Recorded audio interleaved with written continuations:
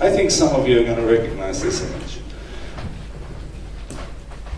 Ooh, it looks really bad. It's the sharing is caring image. You know, the little boy and the dog sharing the food. So this is the typical image we have of sharing is caring, that it's something that is fun and that it's something that's just like an internet meme almost. But I like to take a more serious standpoint on it as well and twist the words around a little bit and begin with the caring part. This is an important issue, so I hope you're going to be with me on this one. The background is that things are happening in the industry today. Internet has changed a lot of things for a lot of businesses, and this image could represent the media industry. It's falling apart totally. And I'm not sorry about the media industry, I couldn't care less, let them burn. But there are issues that come as a consequence of media industry going down. We could start back in 1766 when we actually established the beta version of an open government situation. We launched the Freedom of Press Act as the first country in the world to have a Freedom of Press Act. It was rather bumpy in the beginning, but there was a good idea here. The idea was that we should have a free and independent press to make sure that we keep the authorities in a short leash. So there were rules for no censorship, there were rules for how the government should be transparent, and this basically laid a foundation for the free press. And it took a while for the press to realize that they had this opportunity.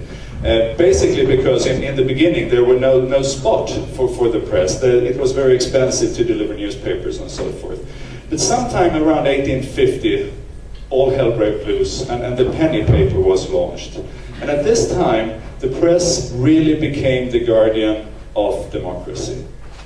So they were keeping a close eye on the authorities, they were keeping a close eye on how government were handling the issues, and they were telling this to the public.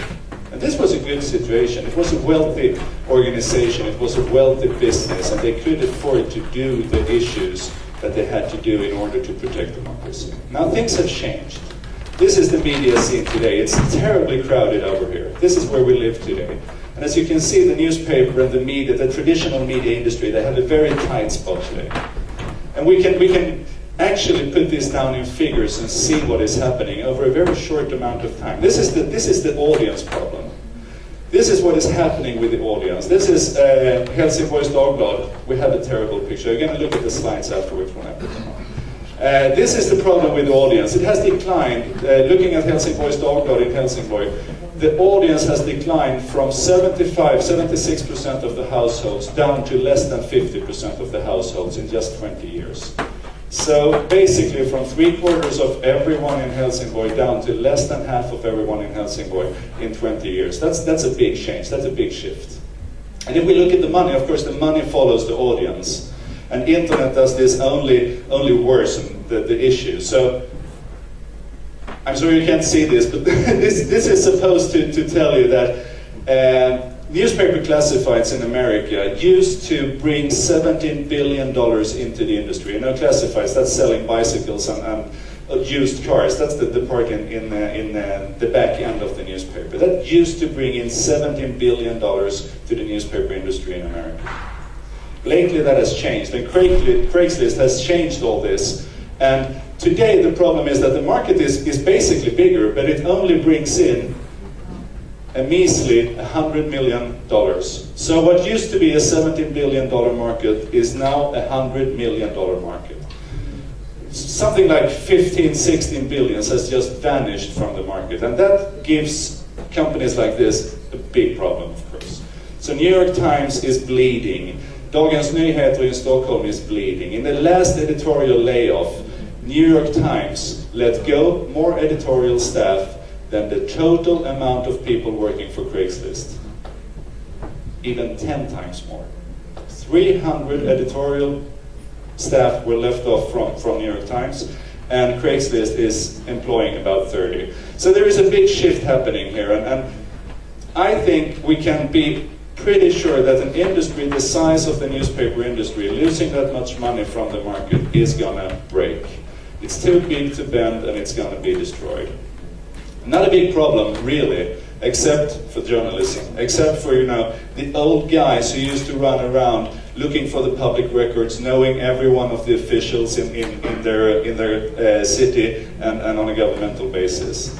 They are no longer able to do the work they used to do because they're either laid off or there is not enough money to support the traditional digging. So I think we can be fairly sure that journalism as we used to know it is going to disappear. So what happens about democracy then? What happens with the issue and the foundation of the importance of the free press? I think we basically have to solve that ourselves. Luckily, there are solutions for us. We have an amazing toolbox. This is one of three important parts to solve the problem with democracy in the future. We have internet as an amazing toolbox. I mean, we can see all the services on the internet happening today and new ones emerging every day. We have Wikipedia, we have a lot of blogs, we have WikiLeaks doing an amazing job. And this is a toolbox that we have to care about, and this is a toolbox that we really have to make sure to protect and to keep running. We can borrow the idea from Kevin Kelly about the one machine, internet as one big machine happening. And we have to make sure that that machine is greased and that it's working. We have to do that by protecting the privacy on the net. No more FRA-lagen. We have to do that by making sure that we have some kind of net neutrality where everything on the internet is equally deliverable. We have to fight censorship on the net, and we have to do something about copyright, because in the future I'm painting, Creative Commons is the way to handle rights, IPRs, and the old idea of copyright is just a hindrance in this. So we have to make sure that we try and care and protect everything that we love about the internet. The second part of the solution is to actually upgrade the open government thing. After running the old version for 400 years with very little change, it's about time to move this into a digital world. So there is a global progress today, a global movement, urging the governments to go digital, urging the governments to make sure that everything that is public is also available, freely available in a modern manner. We shouldn't have to go down to the clerk and ask for the figures and get them delivered on paper only. We have to make this upgrade to a modern way of handling things. And we have to care about the public data. And it's not just the governmental records, it's our public service broadcast. I mean, Sveriges Television and Sveriges Radio should definitely have their material available for all of us to remix and to build upon. Science and research, we shouldn't spend a penny on anything that is not openly available after the research is done, and so forth. It's often when we talk about these things, we do it from an economical perspective, we do it from a commercial perspective, where we see the services that we can develop if we get access to this. But we must not forget the bigger issue, the democracy issue with this. Hans Rosling is an amazing man, I'm sure you all know of him. He's a TED guy, definitely. And he's been working for 5 years now, trying to push the World Bank into releasing their data. And he said, I started with explaining why they should do it, and then I started arguing, and then I got mad and started beating them. And finally I ridiculed them. And at last, we have the World Bank data openly available. So Hans Rosling won. It's not a losing battle, it's something that can actually be done. If Hans Rosling can do it, then all of us can. And that's the third part of this solution. It's you. Not just as a crowd, not just as this whole big bunch of people that we often identify ourselves with as soon as it's internet. We have to take an individual responsibility in getting these things done. So basically it's up to you.